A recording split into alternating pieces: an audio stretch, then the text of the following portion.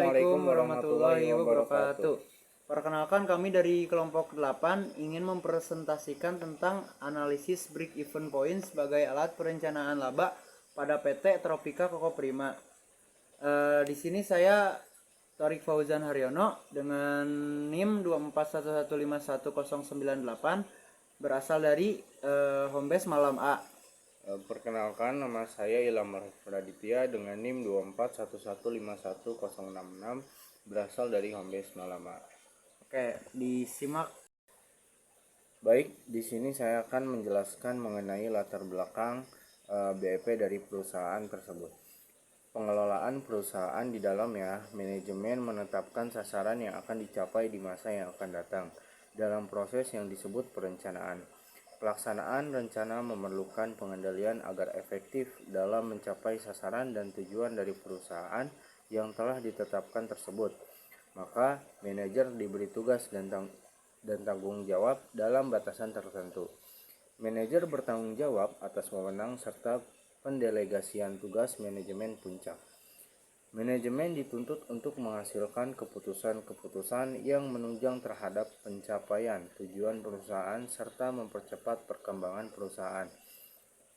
Manajemen memerlukan suatu perencanaan untuk perusahaan dalam mencapai tujuannya tersebut. Ukuran yang sering dipakai untuk menilai sukses tidaknya manajemen suatu perusahaan adalah dari laba yang diperoleh perusahaan. Sedangkan laba terutama dipengaruhi oleh 3 faktor, yaitu harga jual produk, biaya, dan volume penjualan.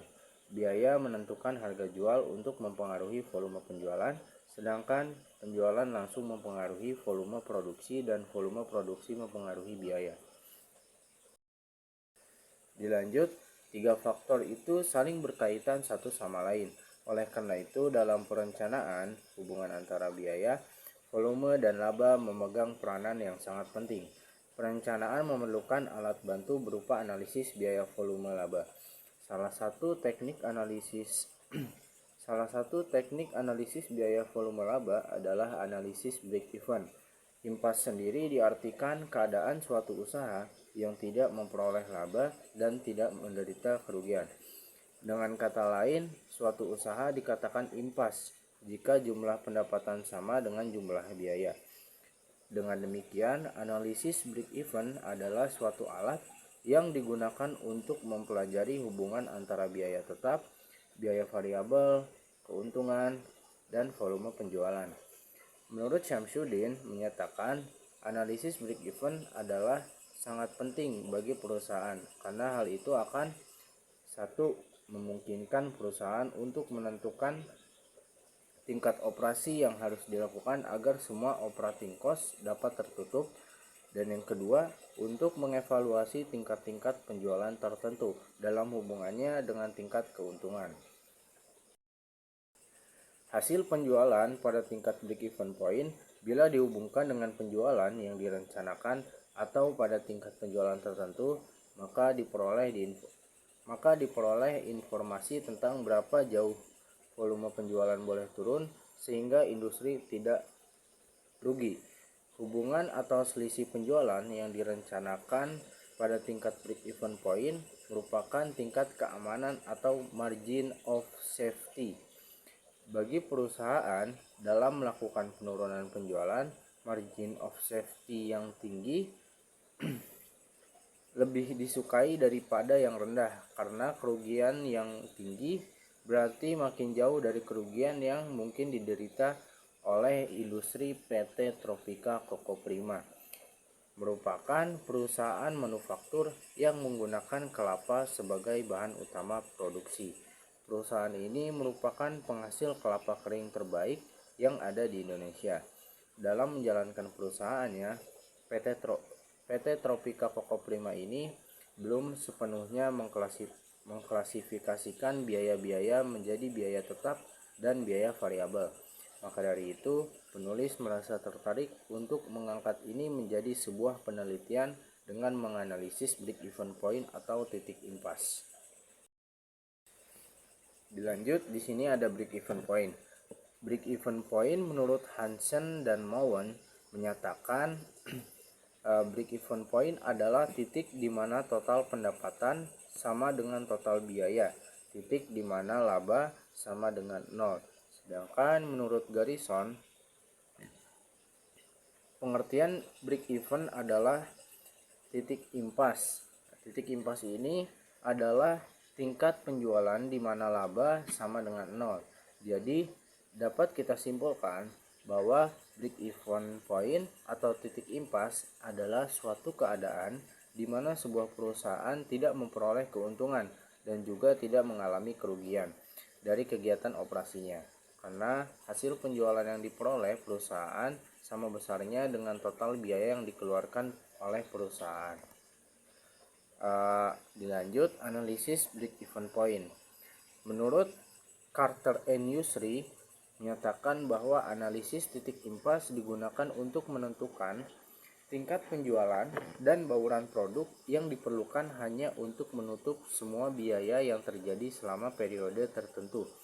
Analisis break-even point dapat digunakan untuk menentukan titik di mana penjualan dapat menutup biaya-biaya yang dikeluarkan supaya perusahaan tidak menderita kerugian, dan dasar pengambilan keputusan jumlah penjualan minimal yang harus dicapai agar perusahaan tidak mengalami kerugian, serta mengetahui efek perubahan harga jual, biaya, dan volume penjualan terhadap keuntungan yang diperoleh. Dapat diambil kesimpulan bahwa analisis break-even adalah suatu cara atau alat atau teknik yang digunakan untuk mengetahui volume kegiatan produksi atau usaha di mana dari volume produksi tersebut perusahaan tidak memperoleh laba dan juga tidak menderita kerugian. Tujuan analisis impas adalah untuk menentukan volume penjualan dan bauran produk untuk mencapai tingkat laba yang ditargetkan atau laba sebesar 0. Titik impas break-even point membuat manajer suatu perusahaan dapat mengindikasikan tingkat penjualan yang disyaratkan agar terhindar dari kerugian dan diharapkan dapat mengambil langkah-langkah yang tepat untuk masa yang akan datang. Dengan mengetahui titik impas ini, manajer juga dapat mengetahui sasaran volume penjualan minimal yang harus diraih oleh perusahaan yang dipimpinnya. Dalam analisa BEP terdapat dua macam biaya, yaitu yang pertama biaya tetap Carter and Usry menjelaskan bahwa biaya tetap didefinisikan sebagai biaya yang secara total tidak dapat berubah secara aktivitas meningkat atau menurun. Dan yang kedua, biaya variabel Carter and Usry menyatakan bahwa biaya variabel adalah sebagai biaya yang secara total meningkat secara proporsional terhadap peningkatan dalam aktivitas dan menurun secara proporsional terhadap penurunan dalam aktivitas. Baik, materi ini akan dilanjut oleh saya. Di sini ada dasar asumsi analisis BEP.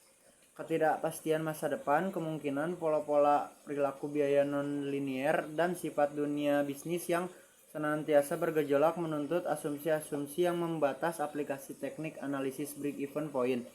Keterbatasan analisis break-even point sepatutnya dievaluasi secara cermat dan rangka memastikan bahwa asumsi-asumsinya realistis untuk seperangkat kondisi operasi nyata.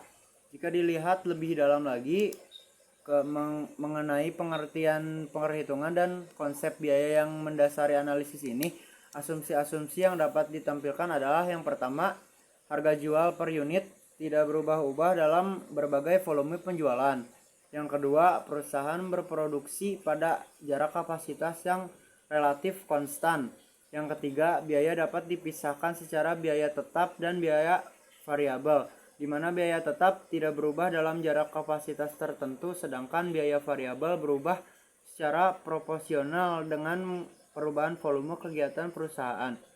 Yang keempat, jumlah perubahan persediaan awal maupun persediaan akhir tidak berarti. Dan yang terakhir, yang kelima, tidak jika perusahaan menjual lebih dari satu macam produk, komposisi produk yang dijual dianggap tidak berubah.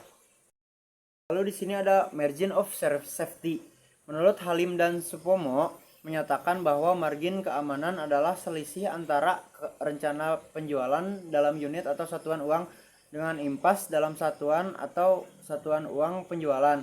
Margin of safety memberikan informasi tentang seberapa jauh realisasi penjualan dapat turun dari rencana penjualan agar perusahaan tidak menderita kerugian. Penurunan realisasi penjualan dari rencana penjualan maksimum harus sebesar margin of safety agar perusahaan tidak menderita kerugian. Perusahaan yang mempunyai margin of safety yang besar lebih baik dibandingkan dengan perusahaan yang memiliki margin of safety yang rendah, karena margin of safety memberikan gambaran kepada manajemen beberapa penurunan yang dapat diloterir secara perusahaan tidak menderita rugi tetapi juga memperoleh laba. Sini ada perencanaan laba. Perencanaan laba merupakan rencana kerja yang telah diperhitungkan implikasi keuangan yang dinyatakan dalam bentuk proyeksi, perhitungan rugi laba, neraca, kas, dan modal kerja untuk jangka panjang juga jangka pendek. Perencanaan laba jangka panjang merupakan proses yang berkesinambungan untuk mengambil keputusan secara sistematik dan disertai dengan perkiraan terbaik mengenai keadaan di masa mendatang. Mengorganisasikan kegiatan yang diperlukan secara sistematik untuk melaksanakan keputusan. Perencanaan laba atau penganggaran mempunyai manfaat perusahaan, yaitu yang pertama akan memberikan pendekatan yang terarah dan pemecahan permasalahan. Yang kedua, memaksakan pihak manajemen untuk dini mengadakan penelaahan terhadap masalah yang dihadapi dan menanamkan kebiasaan pada organisasi untuk mengadakan telaah yang seksama sebelum mengambil suatu keputusan.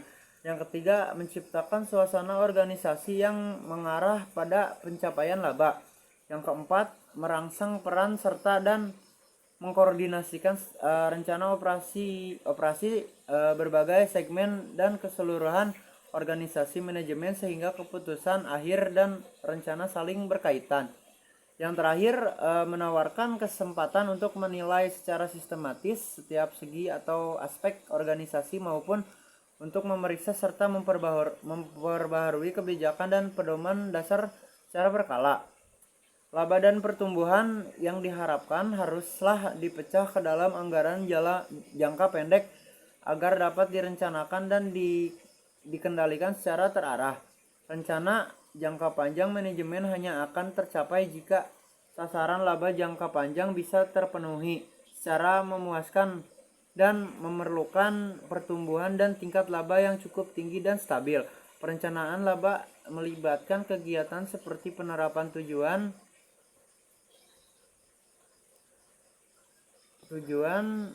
dan target laba yang realistis serta cara untuk mencapainya dan diupayakan manajemen untuk dicapai. Lanjut, ada hubungan antara perencanaan laba dan analisa BEP.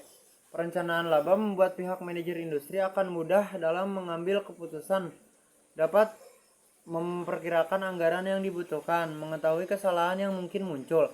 Hal itu dapat dilihat dari pengalaman masa lalu serta dengan perencanaan laba yang dapat merangsang atau memacu menuju persaingan yang lebih ketat melalui efektivitas dan efisiensi.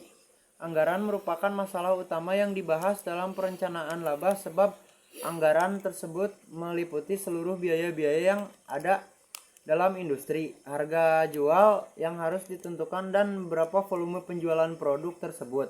Di antara tiga hal itu yang meliputi biaya, harga jual, dan volume penjualan tidak bisa dipisah antara satu dengan yang lain.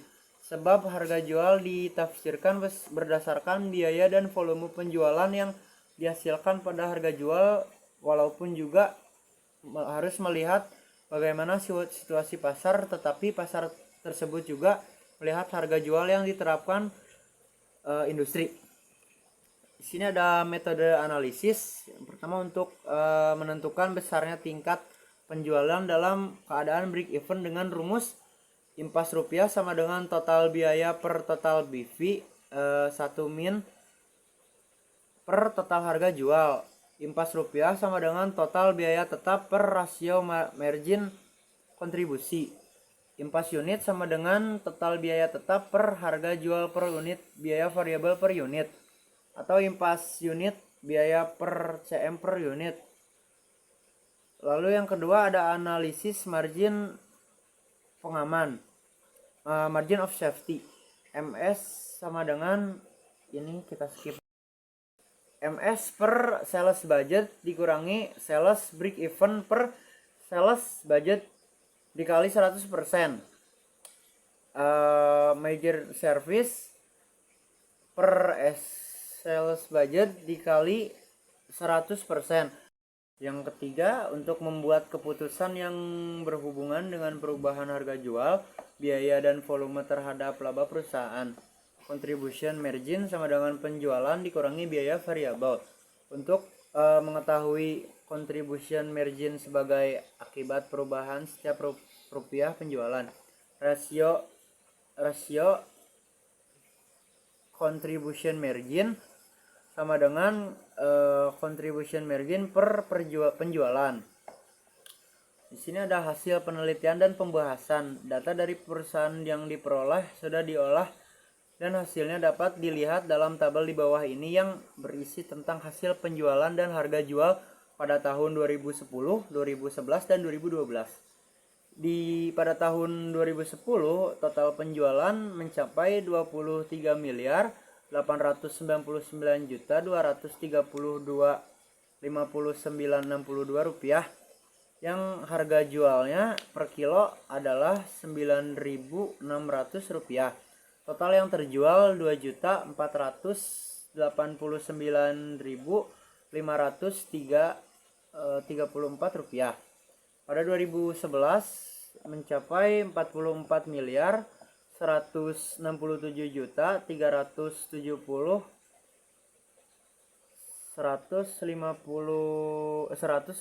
rupiah. Harga jual per kilonya yaitu 27.500 per kilogramnya. Total yang terjual yaitu 1.606.19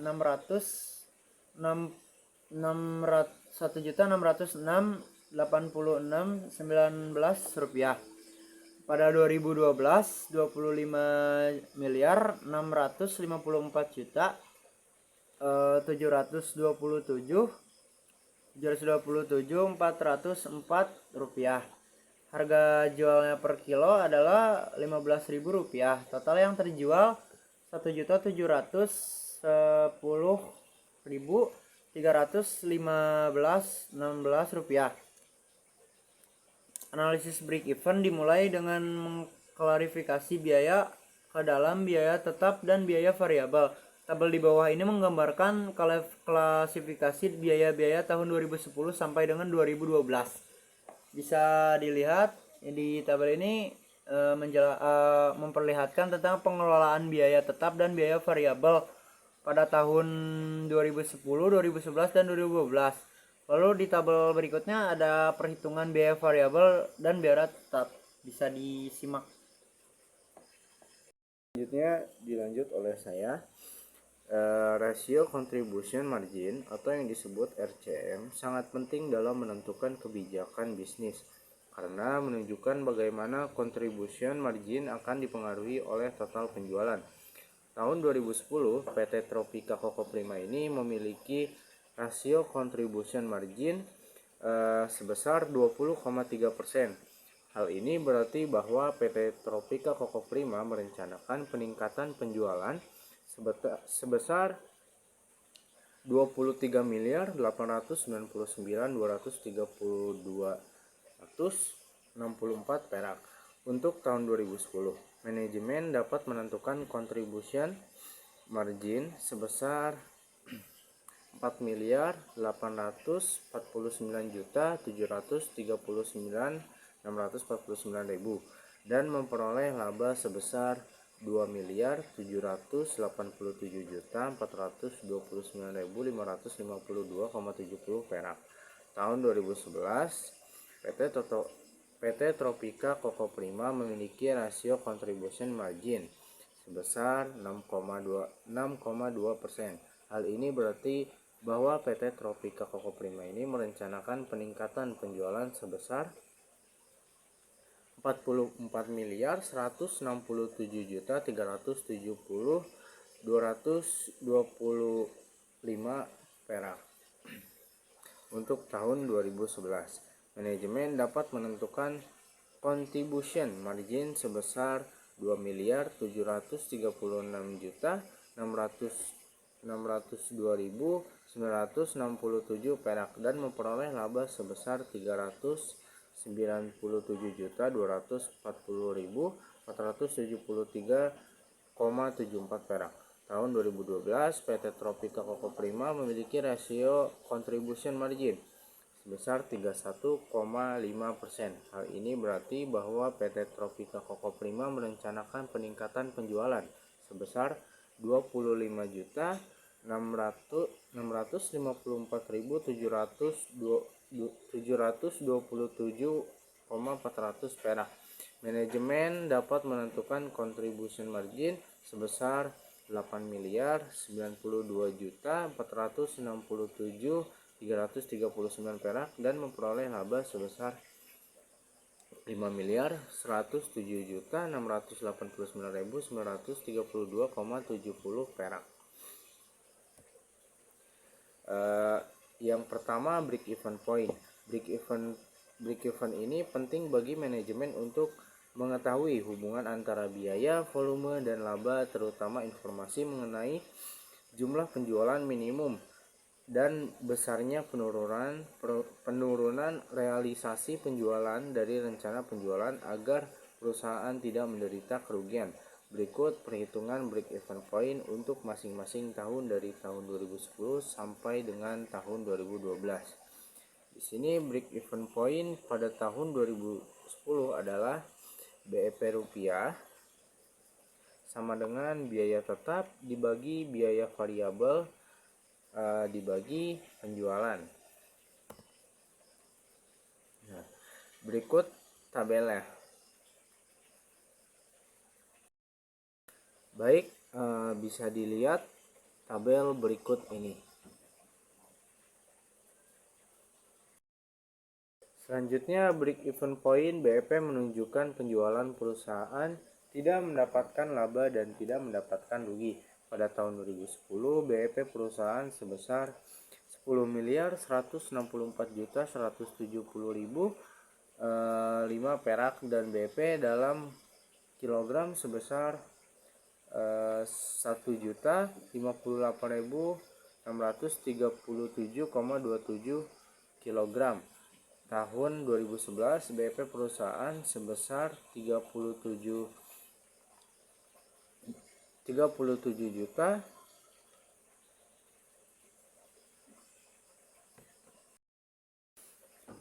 37.762.121.955 rupiah serta BEP dalam KG sebesar 1.372.945.088 kg.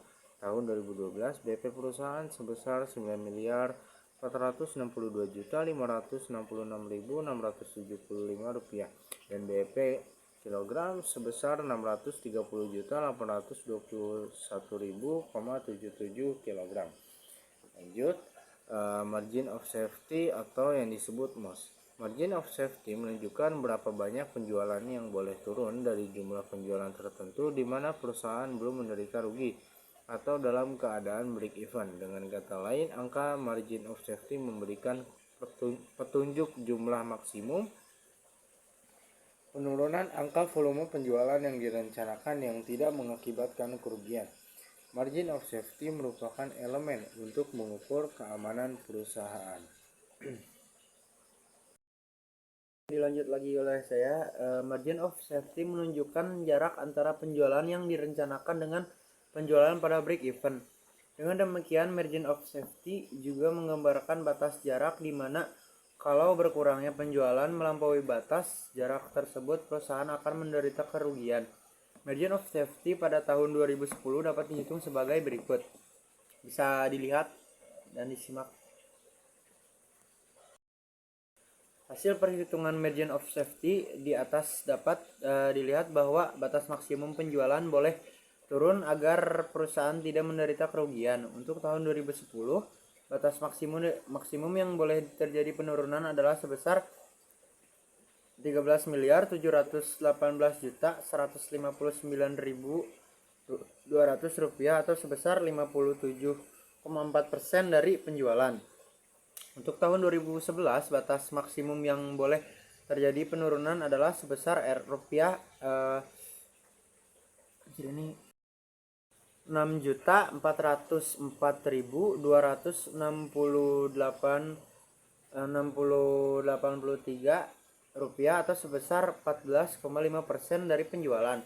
Sedangkan untuk tahun 2012 batas maksimum yang boleh terjadi penurunan adalah sebesar 14.180.064.250 rupiah atau sebesar 55,3% dari penjualan.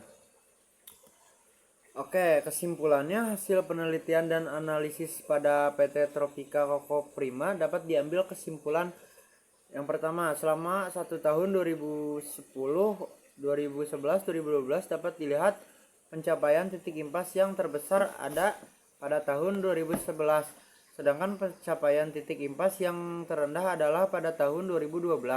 Dan dalam pencapaian kuantitas yang terbesar ada pada tahun 2011 dan pencapaian kuantitas yang terendah ada pada tahun 2012.